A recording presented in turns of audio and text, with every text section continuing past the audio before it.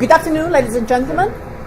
My name is Virginia Comolli, a research fellow for security and development here at the Institute. Welcome to the second event in our series of security and development events. We had the first one on Mexico last month. We have another one coming up on the 24th of November on migration from conflict regions into Europe. But today we are here to talk about Southeast Asia, particularly Thailand. The country has had a tumultuous 2014. Early this year, Thailand saw large protests, including some violent ones, in Bangkok and a number of other cities. These were followed in May by the military taking control of the government through a coup, removing the prime minister and setting up a military junta.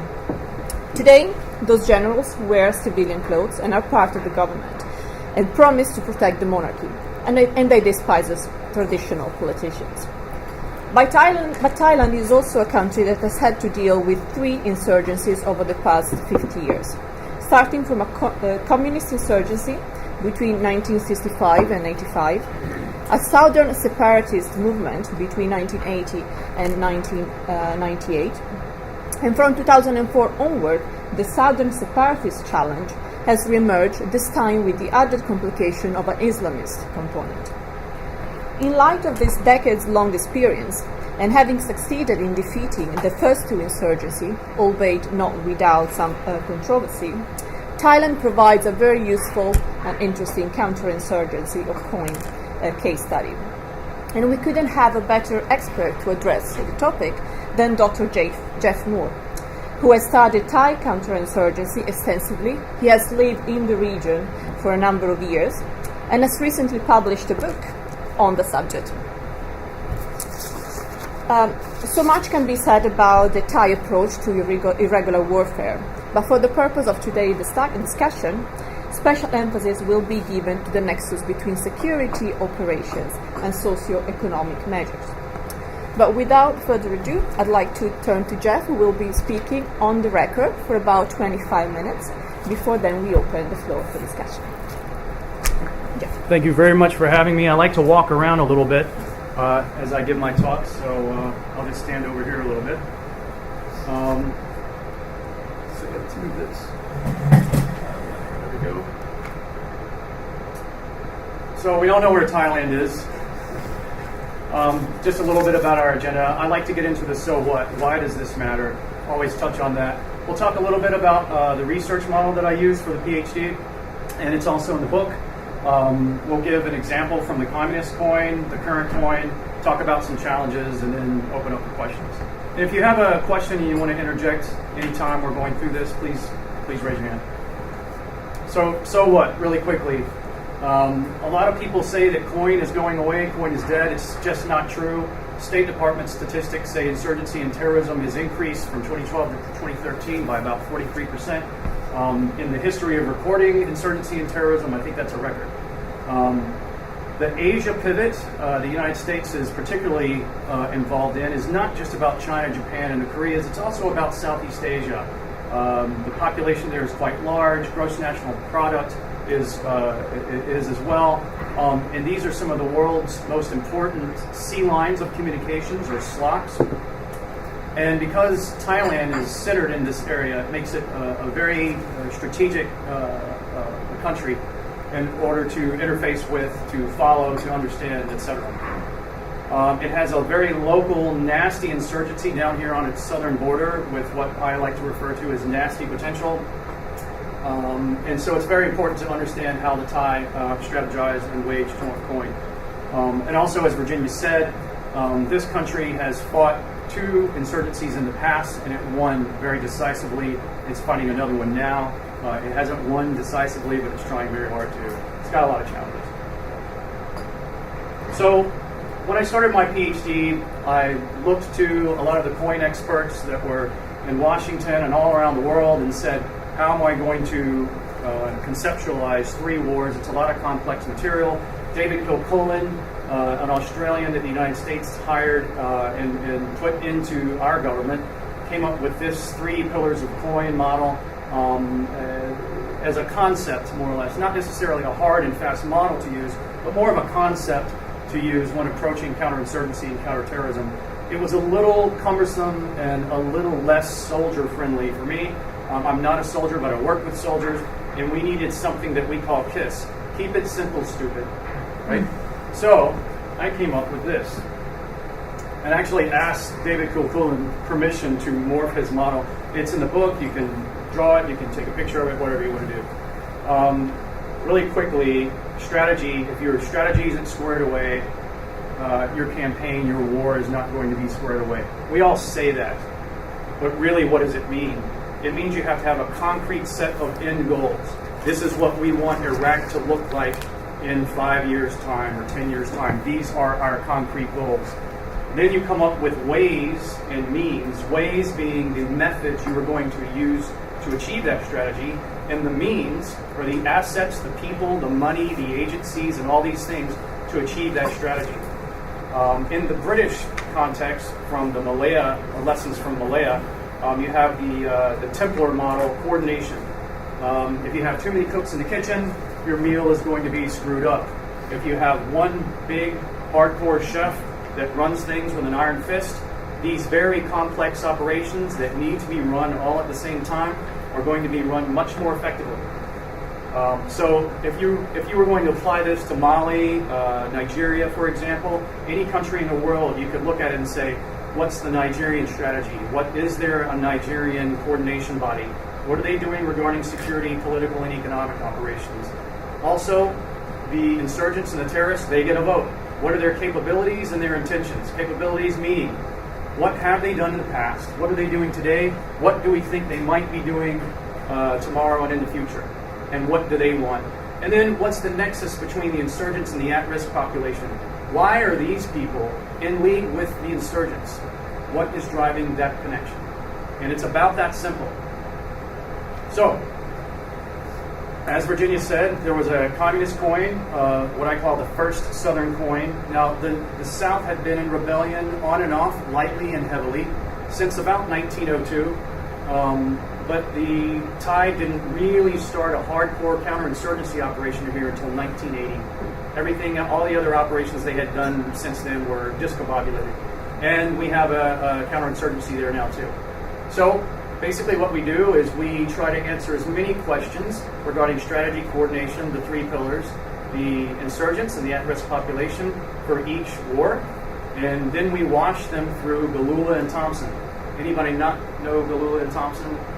Galula being David Galula, Sir Robert Thompson. They wrote what could be considered the quote-unquote Bibles, if you will, for counterinsurgency. And once you merge it all together, you get the Thai Way of Counterinsurgency. Pretty simple model, a lot of complex information in between. Any questions so far?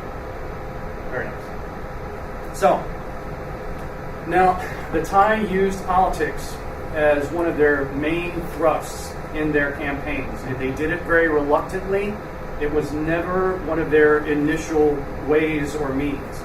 They very quickly, since 1965, when the communists started the war in Thailand, all over Thailand. Oh, by the way, let me comment on this really quick.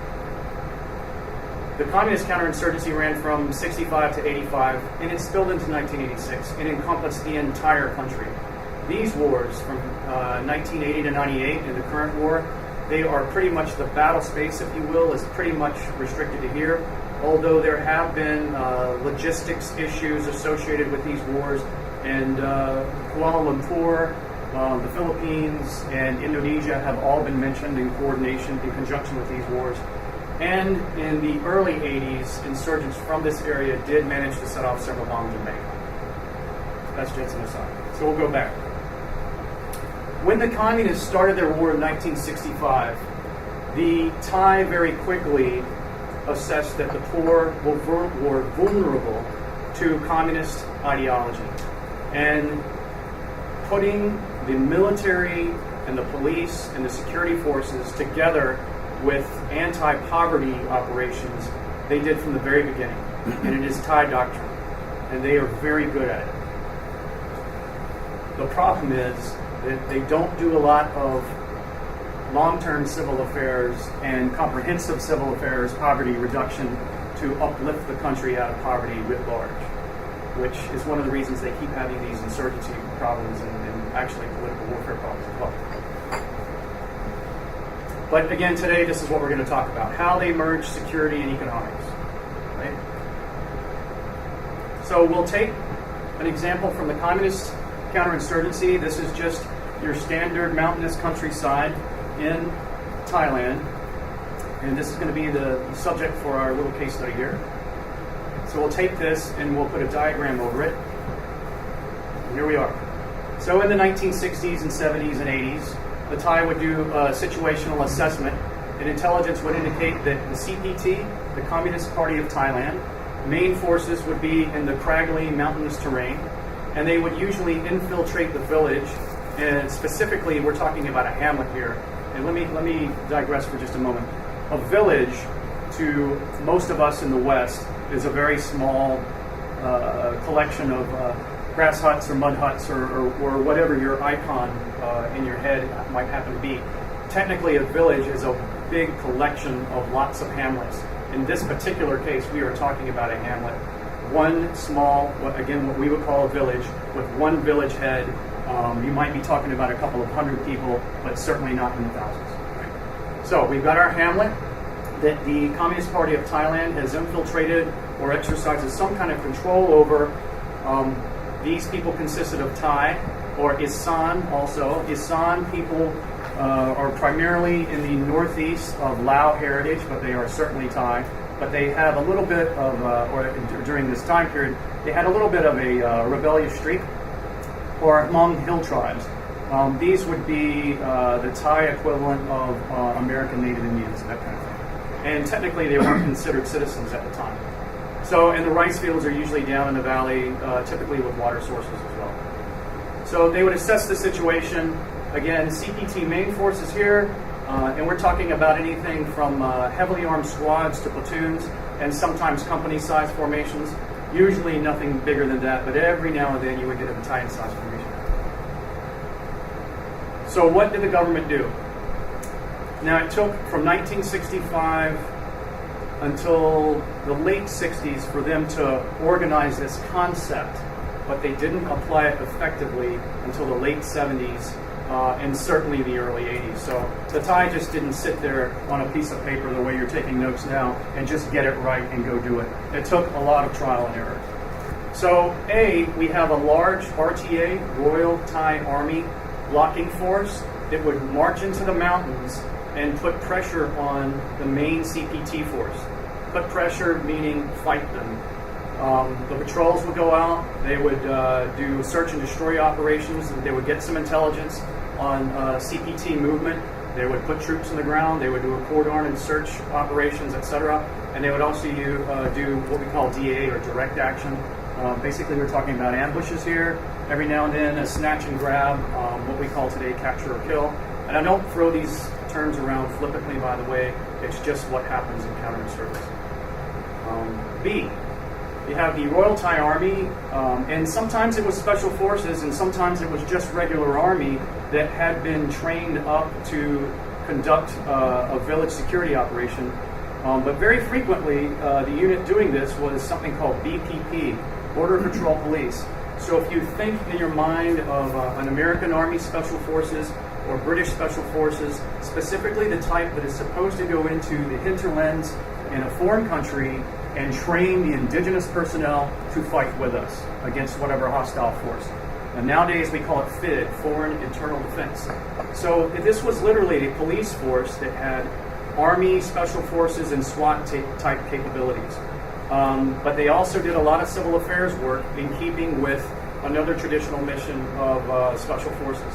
And as luck would have it, the CIA actually started this organization in the 1950s. So they would jump out of planes, they had helicopters, they would rappel into the jungles, they would teach school, they would do medical missions, and they would also, yes, hunt down the enemy, and they were very, very ruthlessly efficient about it. So they would contact the hamlet, but they would use a very set process to do this. So you have, again, your main army forces out here fighting the CPT. A small unit could go to the hamlet, and as long as they co-opted the village head, the top educator, the top religious man who was a Buddhist, the family doctor, and the midwife, the only female in this regiment, as long as they could talk to these people, co-opt them, tell them what they were doing, give them the big grand plan, and also let them know that they were there to stay. Once they gained their confidence, they could insert themselves into the village. And it wasn't easy because at this particular time, there was a lot of Thai government corruption. You would have agricultural people coming up into the villages, taking a couple of chickens and goats and etc., taking their crops, taking some money. And if you're in a rural village, that was the only contact with the Thai government you had. So you just assumed it was all corrupt. So when these soldiers or police officers came marching up, they had a very tough time of trying to convince these people to cooperate with them. But overall, nationally, it worked quite well, especially in the 80s. So, government engagement. The Border Patrol Police or the military would set up a security force, a local security force for the village. Initially, this program didn't work very well because they didn't train the village security people long enough. A couple of weeks of learning how to work and cycle your long arm and your sidearm in one carbine, for example, on a .45 caliber pistol was not enough. Static security guards was typically the main task that they undertook, and you can't just stand guard in an insurgent environment and assume that the other insurgents that escaped the RTA patrols were not going to come get you. If you did not go on patrol, if you did not pressure the enemy in the jungle to stay away from your village, you were going to be overrun. So that's one of the things they did. They set up a village-led security force. B, they really got serious about village projects, animal husbandry. Instead of having 1 or 2 pigs, they would teach them how to raise twice that many, 3 times that many. So they could feed more people in the village, number one. And number two, they could actually take some of these animals and sell them in the markets in the valley and make more money. So they improved their lives. Medical assistance missions were usually the best way to access the villages. So you have people in the villages, they get sick, although they're very tough people, they're very hardy people, they get malaria too. If they have a festering sore, it can become, it could get gangrene. A lot of people got very, very sick in the mountains, so the medical missions were a very good way to penetrate. And they also would do things like not just giving medicine and treating wounds and whatnot. They would go with a midwife, for example, right here, and they would have concrete floors built for a birthing facility. Now, what's the big deal about that? If you are, for example, helping a woman give birth on a wooden table on a hard, packed dirt floor, all the bacteria and dust and things like that are still going to have an impact on the birth of that baby, and your infant mortality rate is going to rise. If you have a concrete floor, you can sterilize.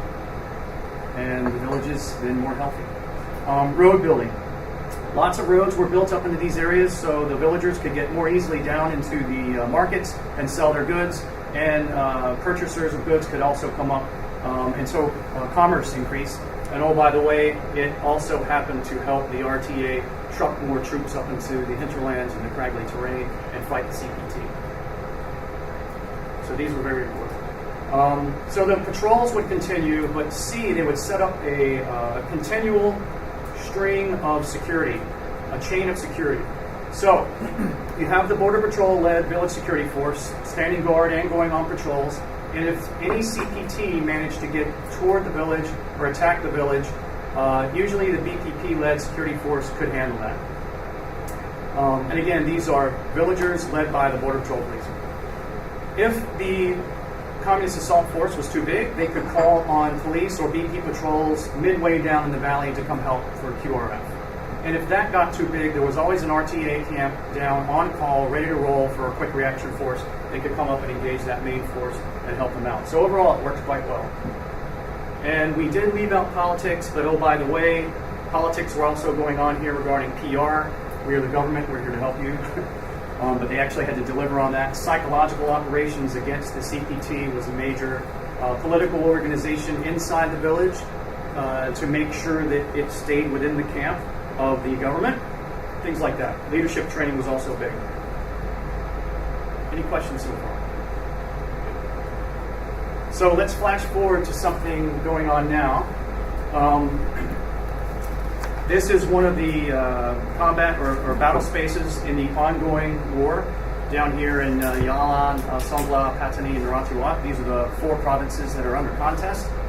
This particular province here is Yala. This is what we're talking about.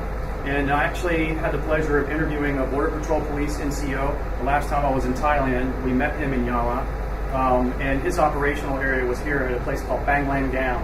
And this is actually a picture of Banglang Dam. So this was his story. This story is not in the book, but it's an interesting one nonetheless. So what are they doing now? It's more or less a repeat of what they were doing before, but with some caveats. So you have your hamlet. And one of the major insurgent groups is the BRNC, Barisan Revolusi Nasional. Loosely translated, it means National Village Revolution, and the C stands for coordinate. The BRN was a big organization back in the 70s and 80s, and it splintered because of infighting, and the BRNC was just one of the organizations that came out on top. And they are very active in southern Thailand now. So you have a BRNC influenced villages, and these villages, by the way, are not Thai. They are ethnically Malay, and most of them are Muslim. There are some Chinese and there are some Thai villages around, but this is about 80+% of what you're going to find out in the villages. So you have the BRNC may have infiltrated the village, and they certainly have some roving patrols, or what I know the British like to call it flying columns. In this particular case, you're talking about a squad-sized formation. So the 44th Border Patrol Police, the people that I interface with, would assess the situation from afar and then engage. They would have recce or RECCE, reconnaissance, a military reconnaissance, which is literally where you have a soldier in a ghillie suit in the brush watching a particular area for a very long time. They don't have any females doing this right now, but there are some paramilitary females. He is going to look for something called salute, size, location, activity, unit, terrain, etc., etc. So he's going to start collecting information in that regard.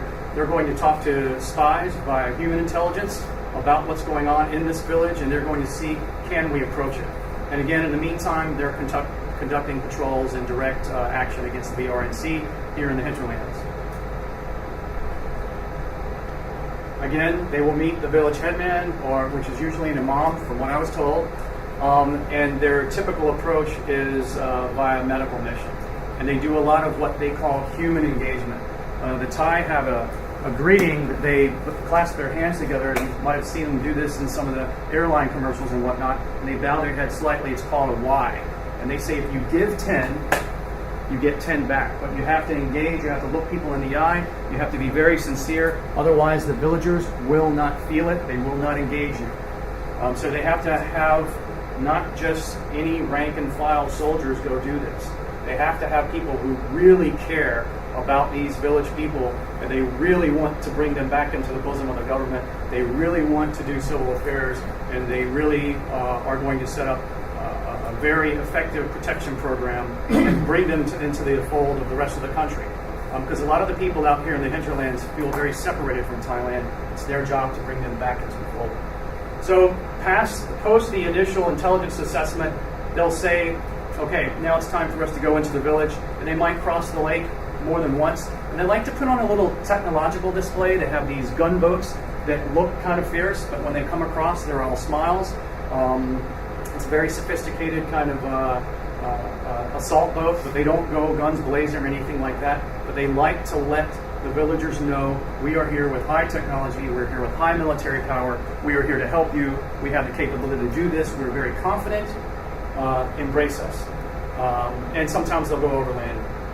And they'll just look you dead in the eye and they'll say, well, yes, we do all this intelligence work, but you have to at some point trust your intelligence, and you go in and you test it, but testing it can get you killed. So they could go into this area and get ambushed by the BRNC. So the interface with the head imam, again, medical missions are the most successful, lots of human engagement, and they're doing the same things that they did basically during the communist time.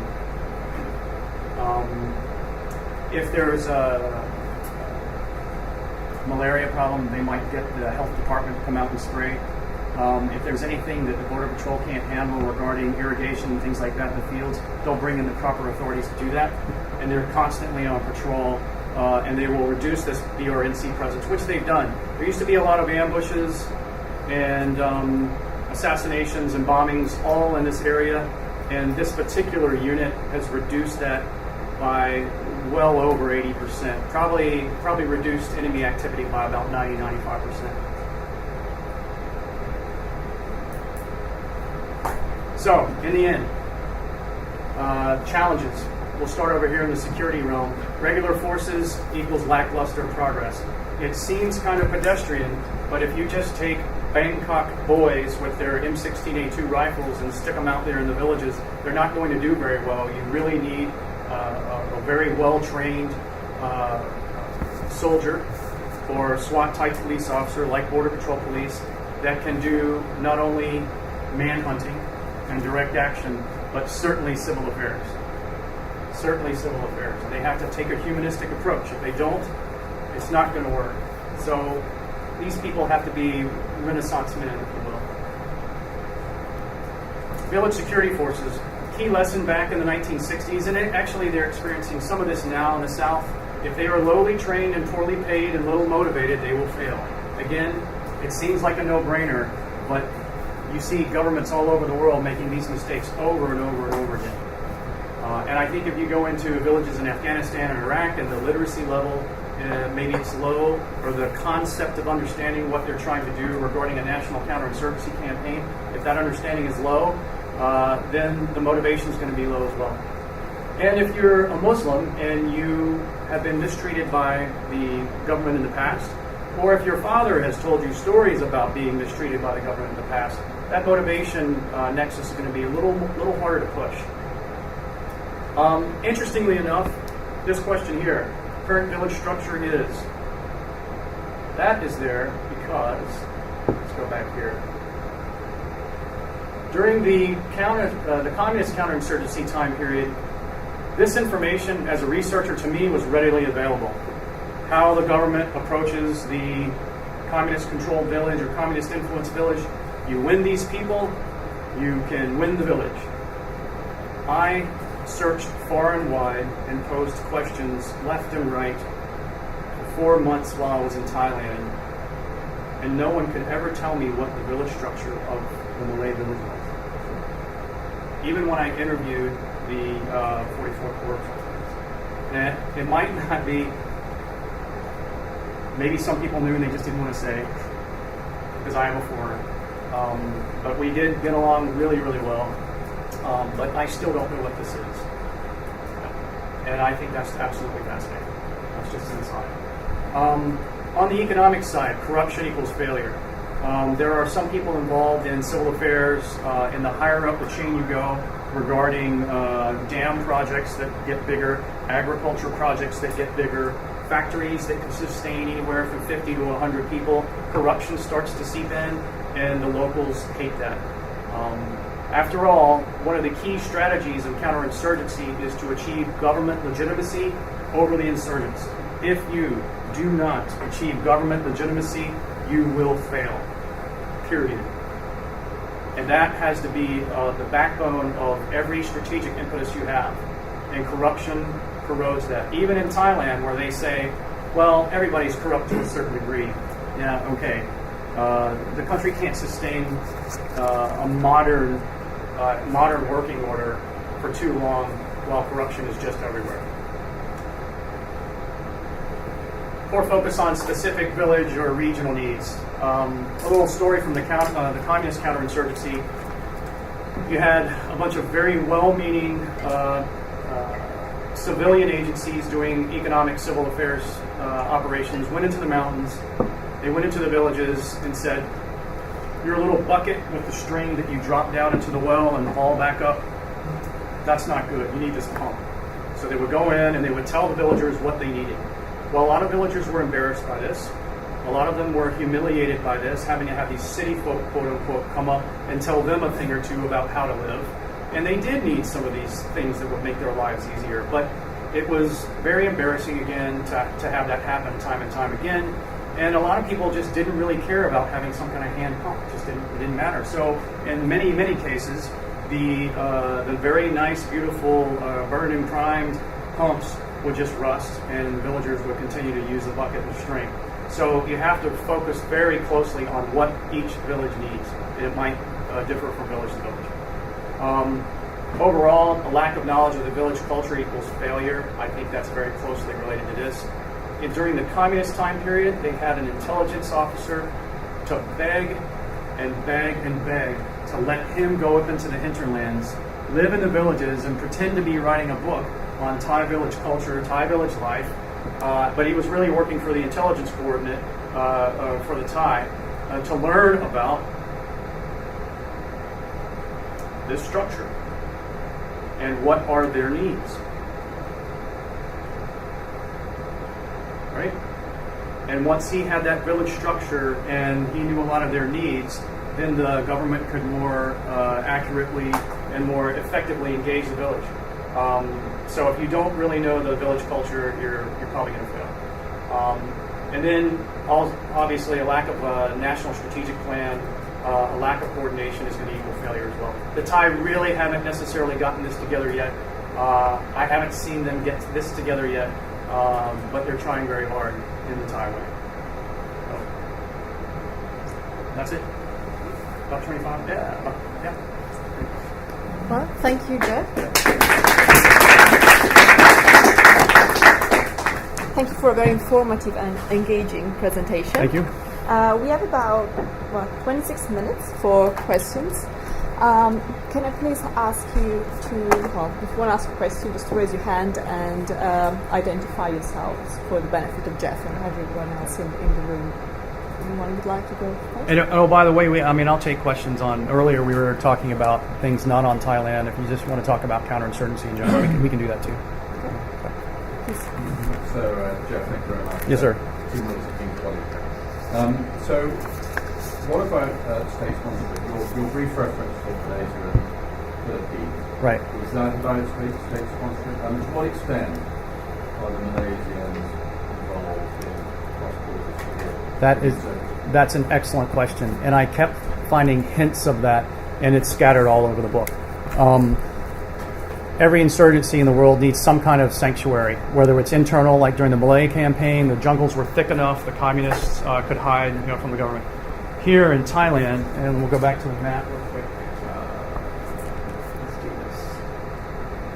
Go back to the big map. Okay, here in Thailand, this area you can drive across in less than a day, either north, south, east, or west. And there are places to hide, but there's not a whole lot of places to hide. So, during the 80s and 90s, all the different groups that were fighting here had sanctuary and headquarters elements with personnel, what we call in America the G1, 2, 3, 4, and 5, or the S1, 2, 3, 4, 5, etc. 1 being personnel, 2 being intelligence, 3 operations and planning, 4 logistics, and so on and so on. They had all these headquarters elements across the border, and the Malaysians would not shut them down.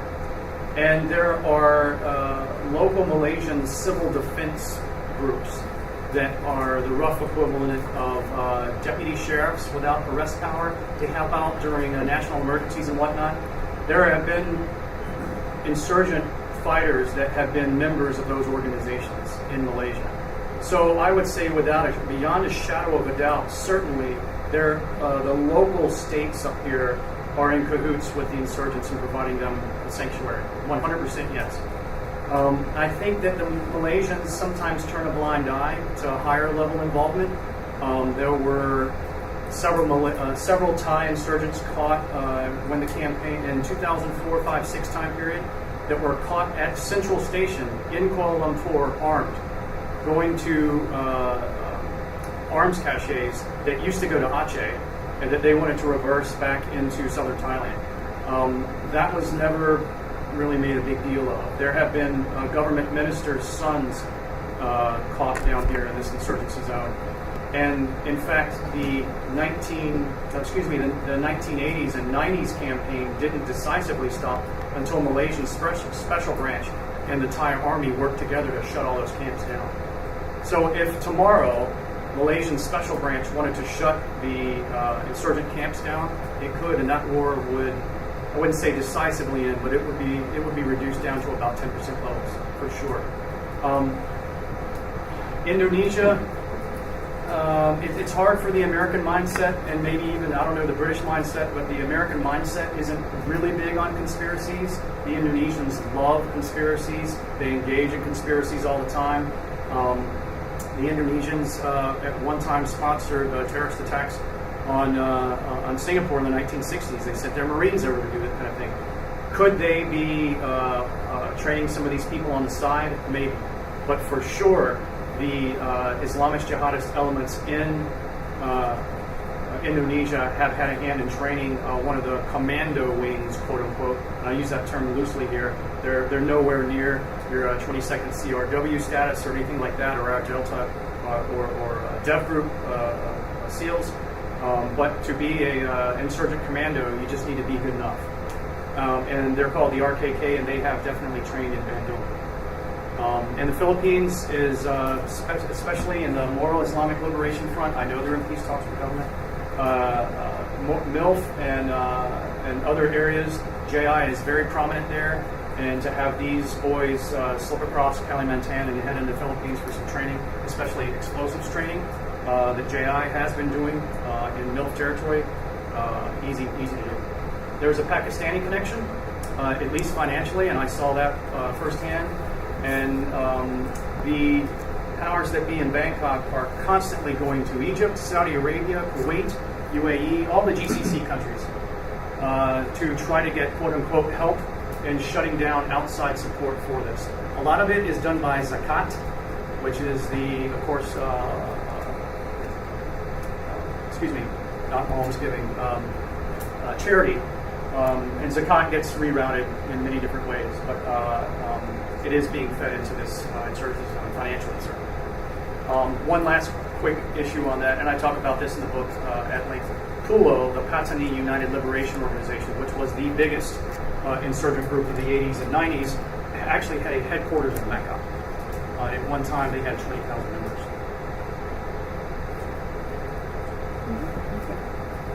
Have Sorry, thank you. I'm Hervé Lamé, Research Associate here at the NYS. Thank you. Very interesting presentation. I just had a question about you said yourself, I mean, two very different conflicts that are separated chronologically but also geographically. My question was more to do with how many parallels you can really establish between those two. It's clear the communist insurgency in Thailand was primarily to do with cutting off the village tracts from insurgents which were based in remote jungles and bringing those village tracts into connection with these sort of more urban metropolises and valleys.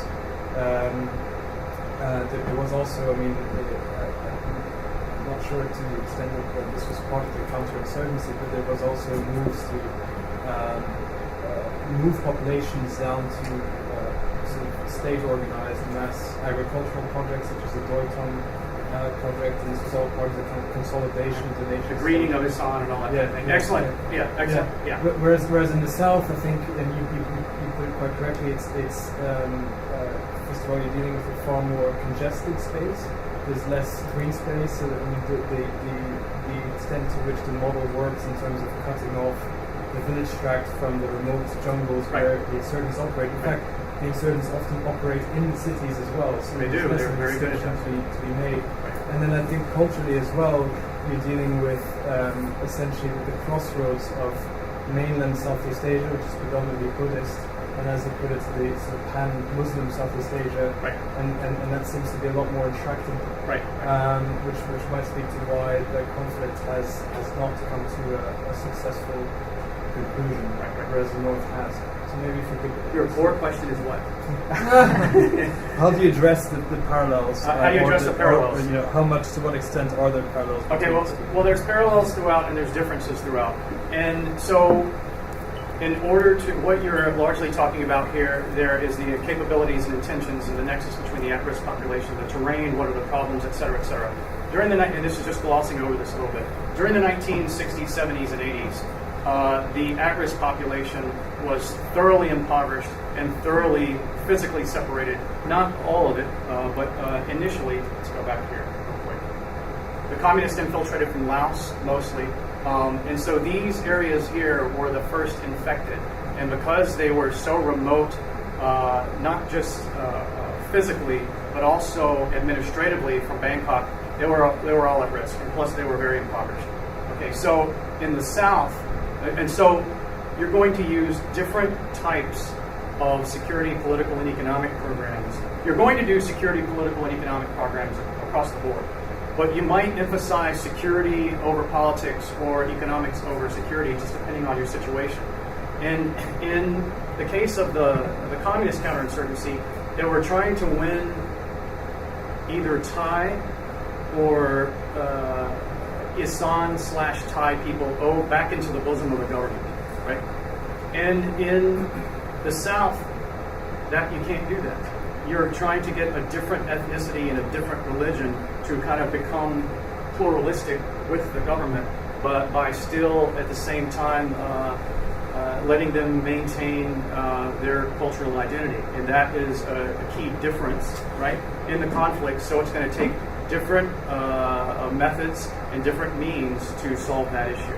If does that help you? Does that? All right. So.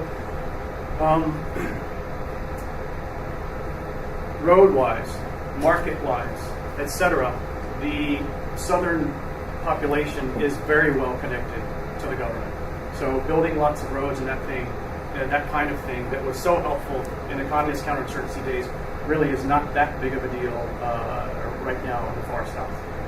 But poverty eradication certainly is. Narathiwat is it's probably it's within the top 3 impoverished provinces in the entire country. But there are other parts of the South that are actually economically doing pretty nice. I think this is an extension of what you just said. I wanted to ask first, how strong is the Thai state in the South?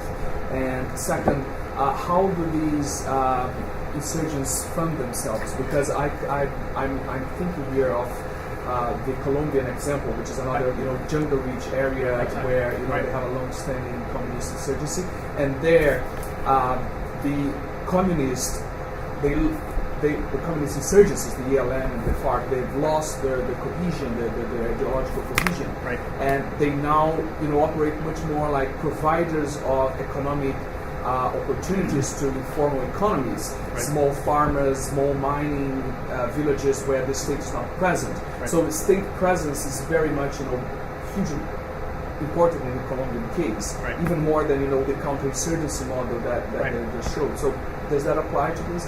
Right. To your latter question regarding economics and whatnot, in almost every insurgent group or terrorist group in the world, there's some kind of criminal nexus. And there's a lot of smuggling that goes on down here. Thai government people are involved in some smuggling down here. There's, lumber, rice, gas, oil, and drugs. And there have been a lot of insurgents involved in drug running. Mostly yaba or methamphetamines comes through here, but there has been some down here as well. Lots of marijuana gets run through here. I don't know about some of the other harder drugs. But the southern insurgents certainly make money that way, and I know they get money via zakat.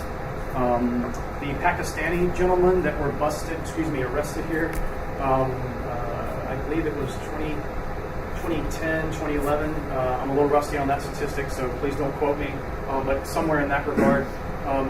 They were running around down here trying to collect money for floods in Pakistan during a time when this area floods. So there were flood victims going to other flood victims trying to get money. A teller at a town called Patani alerted the authorities regarding this bank account, and one of the Pakistanis ended up being on some kind of watch list, and they were all shut down. A teller was then assassinated at Patani shortly after that. And what was your first question? How strong is the Thai state there? Right, that's an excellent question. And I don't directly know. I can say this. in my mind, this region is broadly divided into thirds, and this is what we say when we don't know. And this is what we say when it's not very clear if an insurgency is winning or losing, and it's not very clear if a government is winning or losing. 1/3 of the population for sure supports the government. A third is probably sitting on the fence, and a third probably supports the insurgency. Otherwise, if it was any different, the war would be going in a different direction. I was in Narathiwat here, in an area where the guy driving me around didn't want me to get out of the car. He had certain measures of protection on his person. We did end up walking around in a very, very Muslim area, very Malay area. The Buddhists there had been driven out and shot and killed, etc. And they were raging about how fantastic the Queen of Thailand was, because the big ships had all come and overfished this area here, and all the fish went away. But the Queen set up this big civil affairs project where they brought buses and ships and things in and sank them off the coast and made an artificial reef, and she brought the fish back. They loved her for it. And so you'll be somewhere where you think that you shouldn't be, and someone will pipe up and they'll say, oh, the king is great, the queen is great, or these very bad people are doing horrible things out here. And then you'll be in a place that you think is safe, and somebody will ride by you in a Ciclo and say, maybe you get killed here. And that makes the hairs on the back of the neck stand up. And you leave. So we'll just have to see. I wish I had a better answer for your problem. Ben Barry from the ISS. Yes, sir. I had a question about insurgents. Right. What do they want, and are they negotiable? Excellent question. Because the insurgency here is divided up into several groups, years and years ago, everybody said it was just a BRNC, and it looked like a monolithic movement. Now that they are into quasi-negotiations that are really, I'd be surprised if they went over anywhere. During the 80s and 90s, real quick, just for a quick background, they negotiated the whole time during this war. And there were several different groups negotiating with General Kitty and his aide, Colonel Akanit, and they went nowhere. Usually the groups were just trying to get their names in the paper to say, the government is now negotiating with the BRNC or Twilo to get their names in some kind of a Pakistani or Saudi Arabian newspaper so they could get more money. Right? So nowadays, they've just started negotiations allegedly under the BRN, but allegedly the BRN is not one of the fighting units down here anymore. Based on propaganda, statements to the press, propaganda chits, including areas where they will kill someone, chop their head off, and spray paint something in the ground or on the street, or leave propaganda chits. By and large, the groups seem to want their own separate, what they call Patani state or Patani Raya, which is their version, the Patani version of an Islamist republic.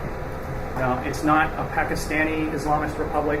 It's not a Jamaat Islamiyah style republic, because these people down here, especially the ones in rebellion, see their version of Malay culture as even more unique than just regular Malay culture. They are Patani Malay with one single T.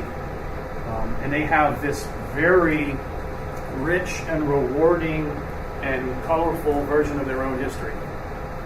And I'm not saying it's all incorrect, but there's not a lot of history to back it up. They have a little guidebook called Fight for the Liberation of Patani. It's not very well read, but it was translated by Rohan's outfit in Singapore, and the Thai government translated it to English, as did some of the newspapers. And they want their own state. There are certain stanzas in that manual that say they're going to drive out all the non-Muslims, all the Buddhists, all the Chinese. They have to be driven out. But in the very tail end of it, there's a whole list of things that describe how their state's going to be run.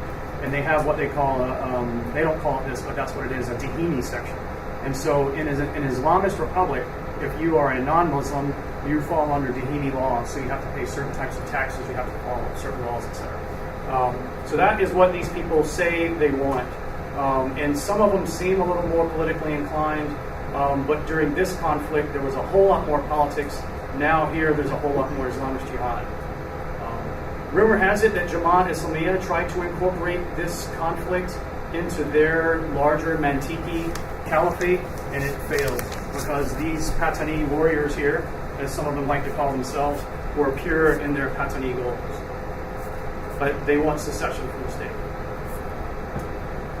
Specifically, all these provinces. Well, there's a better map. Right here. At the very least, the three southern provinces of Patani, Narathiwat, and Yala separated. Some insurgent groups want Songkhla separated as well. And there's another one over here, Satu. It looks like it's spelled Satu, but it's pronounced Satu. Polo in 2004 was saying Satu belongs to it as well. But for sure, these three and probably the four provinces, I think you can, if you sat down with the insurgents, they will tell you that's what they want. That's what they write. NSS and I work in Ministry of Defence and International Policy. Thanks for being here. Thanks very much for the presentation. I'm interested to sort of bring it up to date since the junta have taken over. Right. There's quite a lot of sort of reporting at the moment about a lot more freedom of action than normal government might have. Right. And they're looking to try and solve this as an insurgency by going in the military sort of action and squashing it. Right. But as with most things that we try and squash, it looks like a problem. It's going to burst out in other places. And there's some indications that this could migrate into the tourist areas or with some sort of links into ISIS and ISIL. I'd like to hear your thoughts on that and whether you think that's a risk. Right. So let's go back to the map, if you will. And this is on the record, right? You want to say something off of the record? Well, as long as I'll everyone is aware of that. I'll just be a little more careful about what I say. So, what is the current regime doing? Right. First and foremost, for the first couple of months, in 2006, when they overthrew Taksin, and then it was Santi and his crew came up, they implemented on paper what looked to be a very cohesive counterinsurgency plan. And in 2007-2008 timeframe, that really showed effects regarding the reduction of violence by about 50%, roughly. And that was a very positive thing. Politically, and since Islamist jihadists see politics and religion as one and the same, I'll just stick with political. I'll just say politics. Politically, I think it remained a stalemate. So they ramped up point operations. They did a pretty professional job. They moved more elements from different parts of Thailand down here. The 1st, 2nd, and 3rd armies, elements of them were moved down here. So they did a better job regarding physical security. So there were fewer attacks on roads. There were fewer attacks on dams. There were fewer attacks on bridges and whatnot. Now they're doing something quite similar, except out of Bangkok, you're getting a little bit more rumblings of politics, and which is encouraging. Now the Thai are saying this much right now, and they're putting a lot of new programs.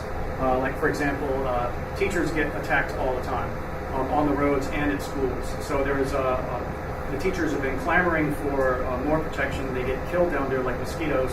And now it looks like the current regime is going to do something about that.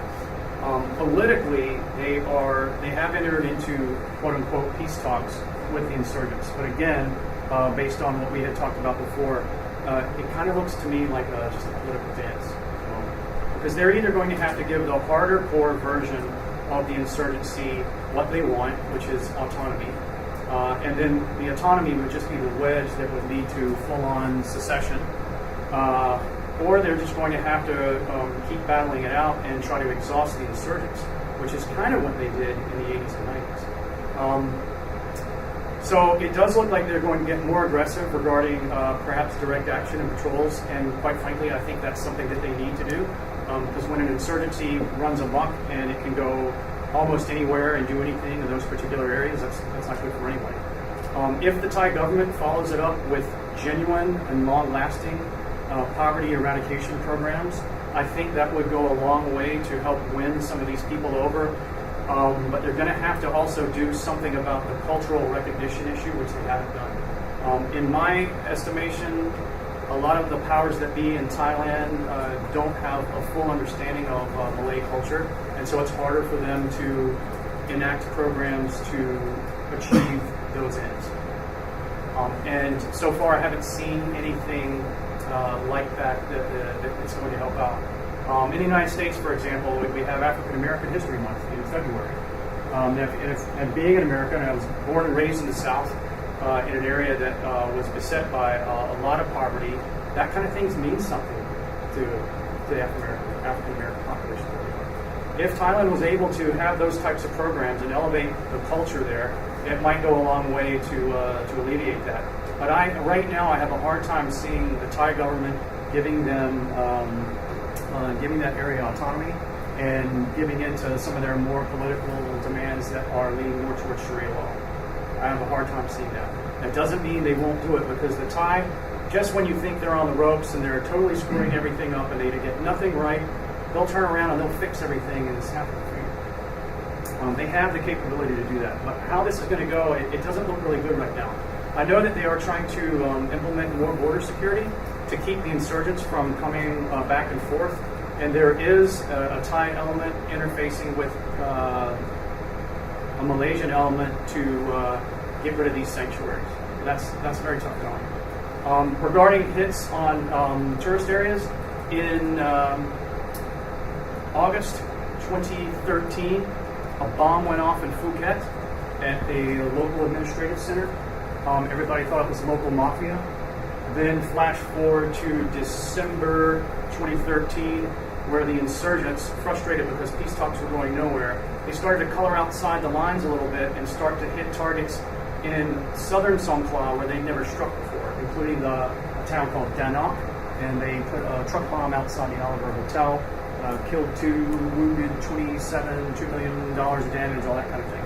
They also put motorcycle bombs outside a couple of police houses, police agencies, which prompted the police here to make a phone call to several different areas and say, hey, check your areas. Well, these gentlemen did. They walked around the building and they found a pickup truck that had been there since August. Nobody didn't even buy it. And they looked inside and there was a bomb big enough to blow up a 2-story building, so it's the press. And the timing device on the bomb was set to go off on 1 August, which is exactly when the other bomb went off. Right. So they have struck outside the insurgency zone, and they have struck the resort area.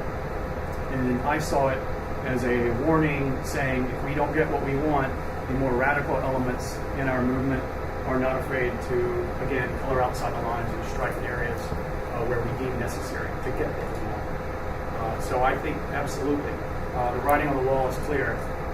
If Thailand is not implementing more physical security, road checks, increased security, hotels and whatnot, it wouldn't surprise me to see a repeat of this here or Hua Hin or somewhere else. Easily could happen.